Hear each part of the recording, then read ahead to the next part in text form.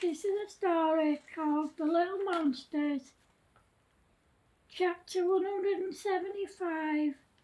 The big kids bunk off school to go to Bridlington for the day, not realising that the little kids have followed them.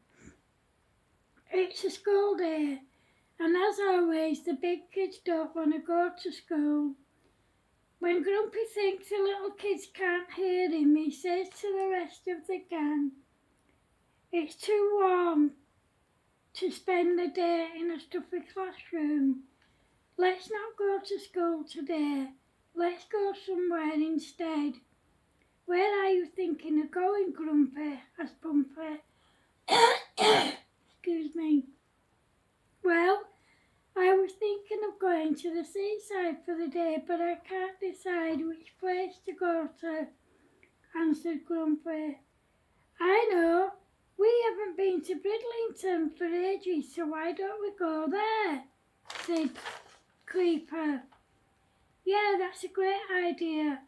Come on, let's drop these lot off, and then we can go home, get changed, and then we can go for the train," said Stampy. What the gang didn't realise is that Joshua and Ellie had overheard every word that they'd said, and they told the others.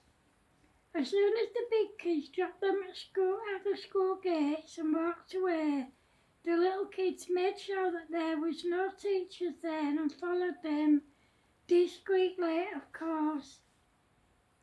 At the bus stop, they hid behind a load of adults. When they got on the bus, they paid their own fares and then they sat near some adults. At the train station, they did the exact same thing and no one was none the wiser. The big kids had no idea that they were following them. When they got to Bridlington, the first thing that the big kids did was go to the fairground, so the little ones followed them. When they got there, the little ones stayed close by, but they made sure that they stayed out of sight. After about 2.5 hours, Stumpy said, "Hey guys, I'm hungry. Let's go and get some fish and chips and eat them on the beach." The gang looked at each other and then at Stumpy, and all together they said, "Excuse me, you're always hungry, Stumpy." They all laughed and then Kicker said, "Hey guys, I'm hungry too. I think we should do what Stumpy said and get some fish and chips to eat on the beach." They all agreed, and as soon as they got their food, the little kids did the same. Of course, the little kids didn't want the big kids to see them, so they went to a different part of the beach, but they kept an eye on the big kids. After about half an hour, Grumpy said, "Hey guys, look at those little kids over there. Is it me or do they look like our little kids?" "Yeah, they do look like our little kids. It isn't them though, it can't be because they're at school. Besides, they're far too little to get here by themselves," said Stampy. "Yeah, I suppose you're right. Come on, let's go back to the fairground," said Grumpy. They left the beach and went back to the fairground, followed by the little kids. They stayed there for about an hour and then they went to the amusement arcade again, followed by the little kids. Then Kicker said, "Hey guys, let's get something to eat. I'm hungry." They all looked at each other and then at Kicker, and Creeper said, "Hey Kicker, that's not your line, that's Stumpy's line." "Yeah, I know, but I knew Stumpy was about to say it, so I got there first," said Kicker. They all laughed and then went for something to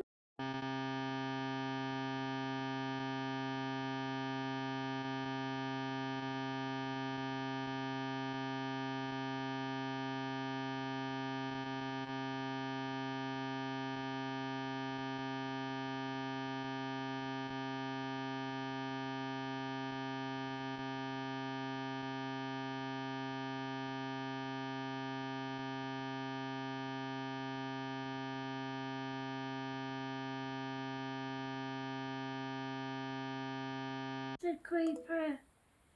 As the gang started walking toward them, Stampy said, I don't believe it. They are our little kids. Come on, let's go and grab them. As the gang went to approach the little kids, they saw them and ran off. They ran after them, but they lost them. They searched high and low for them, but they couldn't find them.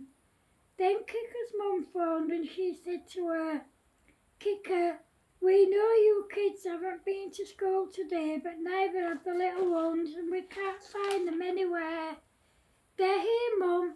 They ran off when they saw us, but I can see them in the arcade.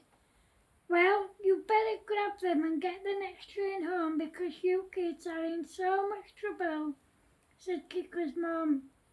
The gang sneaked up behind the little kids, grabbed them, and Stumpy said, You little ones are in so much trouble. The little ones tried to wriggle free, but the gang were holding them too tight. They went for the next train home and everyone called at Kicker's as their parents were waiting for them there. As soon as they walked in, Kicker's dad said, Get in there now, all of you. What were you kids thinking, taking these little ones to Bridlington when you should have all been at school? We didn't take them, Dad, they followed us there. We didn't even know they were there until about 4 p.m, said Kicker. I don't care, you should have been at school. You big kids have got your GCSEs coming up. Do you want to fail them and leave school with no qualifications and end up in a dead-end job? Is that what you all want? Said Kicker's dad.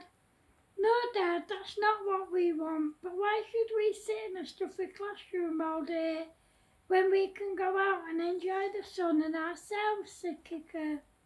Are you for real? School's more important than enjoying yourself in the sunshine, Kicker. Not only did you bunk off school, but you encouraged the little ones to do the same. You know they've started copying everything you big kids do, Kicker, said Kicker's dad. Hey, hang on a minute, Dad. We had no idea that they'd followed us, so you can't blame us for that, said Kicker. I don't care. You're grounded for 2 months, my girl. During that time, you are forbidden from seeing each other at school and outside of school, said Kicker's dad. By this time, the little kids were laughing their heads off, and Joshua's dad said, I don't know what you little ones are laughing at. You lot are in serious trouble too. Do you know what you did was incredibly dangerous? Anything could have happened to you, and we might not have seen each other again. You little ones are also grounded for 2 months. The little ones still wouldn't stop laughing, so their dad smacked them really hard on their bums, making them cry. Elsie and Kane had the measles and were both in bed resting. The rest of the kids were all sent to their rooms as soon as they got home. Of course, they didn't stay there. As soon as their parents turned their backs, they all sneaked out and back in without them knowing. They did this every day during the time that they were meant to be grounded. End of chapter 175. Hope you like it, guys. Remember, if you're watching on YouTube, please feel free to like, share, comment and subscribe. If you're watching on Facebook, please feel free to like, share, comment and to go to my YouTube channel and subscribe. If you're watching on Instagram, please feel free to like, share, comment and to go to my YouTube channel and subscribe. Thanks for watching, guys. Love yous. Bye.